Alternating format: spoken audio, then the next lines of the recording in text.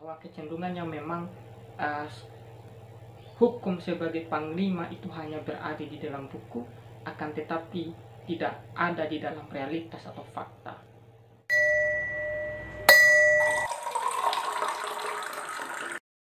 Assalamualaikum warahmatullahi wabarakatuh.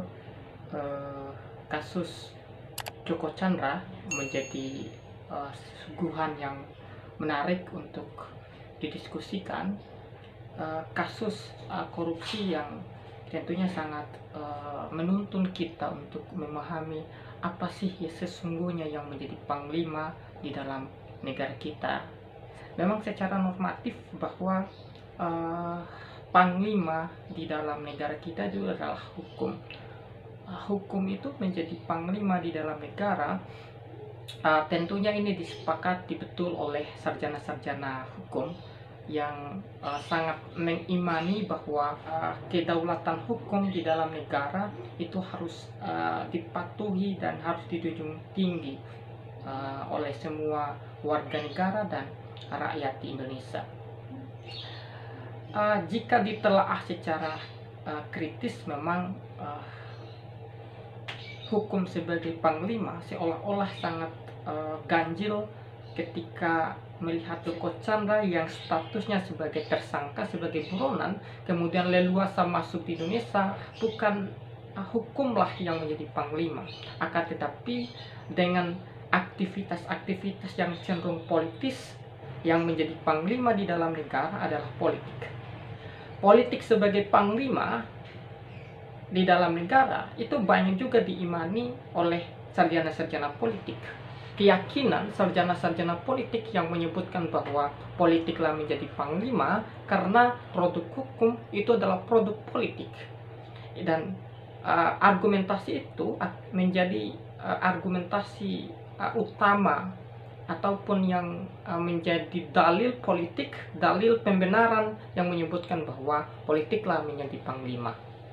Apa sesungguhnya yang mendukung, yang mengusung politik di dalam konteks kasus Joko Chandra ini sebagai panglima? Saya ingin menjawab, saya seolah-olah terbawa pada konteks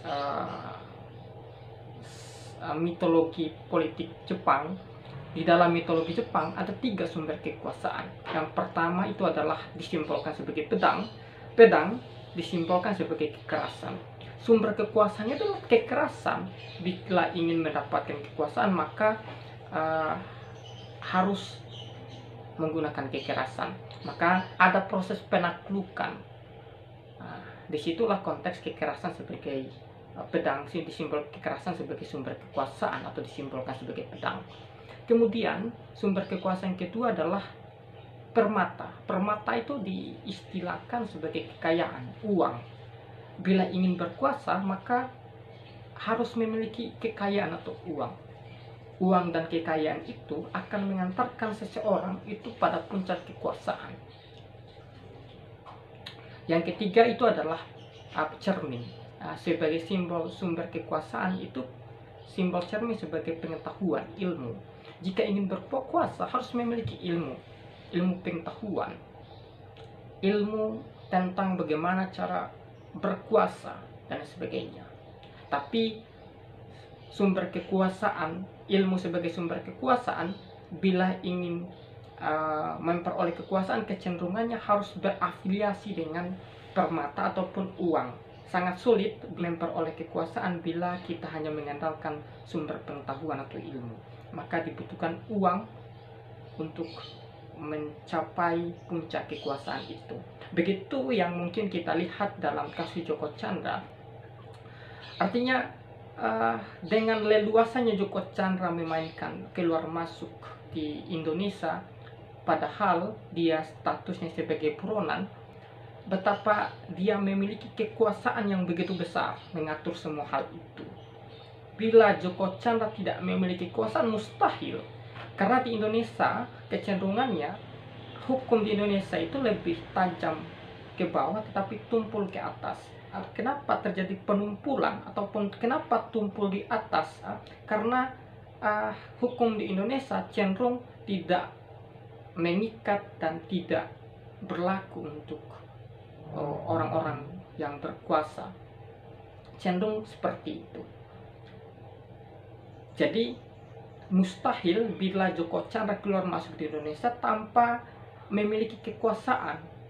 Dan Joko Chandra memiliki sumber kekuasaan, yaitu memiliki banyak uang, sehingga dia mengatur proses hukum, keputusan hukum.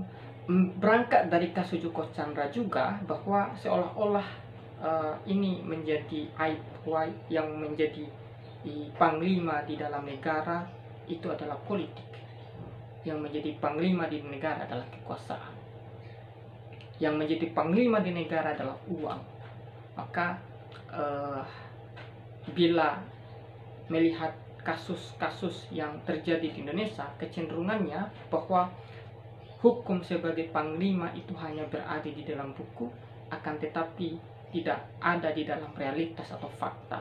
Karena apa? Banyak kasus Joko Chandra yang lain yang cenderung tidak bisa dibongkar atau diputuskan oleh pengadilan. Terima kasih.